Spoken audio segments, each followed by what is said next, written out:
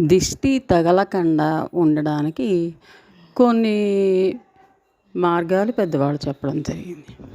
అది ఏమిటంటే, చంటి పిల్లలకి స్నానం చేసిన తరువాత చక్కగా పూర్వకాలం సాంబ్రాణి పొగ వేసేవారు.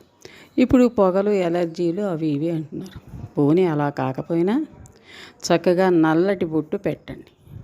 అక్కులు అంటారు. అంటే ఏంటంటే సగ్గుబియ్యాన్ని నల్లగా మార్చి దాంట్లో కొద్దిగా నీళ్ళు పోసి ఉడకపెట్టి దాన్ని ఒక బౌల్లో కానీ లేకపోతే కొబ్బరి చిప్పలో అయినా సరే వేసి దాన్ని నీడన ఆరపెడతారు. అది గట్టిగా అయిపోతుంది.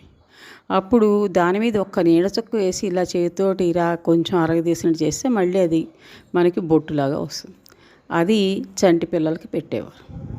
తర్వాత కళ్ళకి కాటుక పెట్టాలి. ఇప్పుడు అది కూడా మానేశారు. ఏమండి, అసలు కళ్ళకి చంటి పిల్లలకు కాటుక పెట్టాక అదే చేత్తో కాటుక తల్లి కూడా పెట్టుకోవాలి. ఎందుకనంటేట అలా పెట్టుకోకపోతే తల్లి కళ్ళు దిష్టి కళ్ళు అవుతాయి అని పెద్దవాళ్ళు చెప్పేవాళ్ళు. ఇప్పుడు కాటుక కూడా మానేశారు.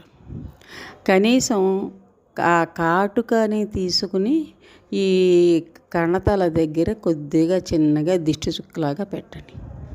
అలాగే అరికాల్లో కూడా ఎడమ అరికాల్లో కూడా పెట్టాలన్నమాట. అప్పుడు పిల్లల్ని చూసినప్పుడు పిల్లలు ఆడుకుంటుంటే వాళ్ళు ఎవరైనా చూస్తే గమ్ముని దృష్టి కాళ్ళకి చూశారనుకోండి ఆ నల్ల మచ్చ మీకు పెడుతుంది. మొహం చూశారనుకోండి మొహం మీద ఆ నల్లటి బొట్టుకేసి మీద పడుతుంది వాళ్ళ దృష్టి. అప్పుడు నేరుగా పిల్లలకి దృష్టి తగలకుండా ఉంటుందన్నమాట. ఇటువంటి చిన్న చిన్న జాగ్రత్తలు తీసుకుంటే పిల్లలకి దృష్టి తగలకుండా ఉండేట్టుగా మనం చూసుకోవచ్చు. ఇది మీకు చాదస్తంలా అనిపించినా అనిపించకపోయినా వాస్తవం మాత్రం ఇదే. ఉంటాను మరి.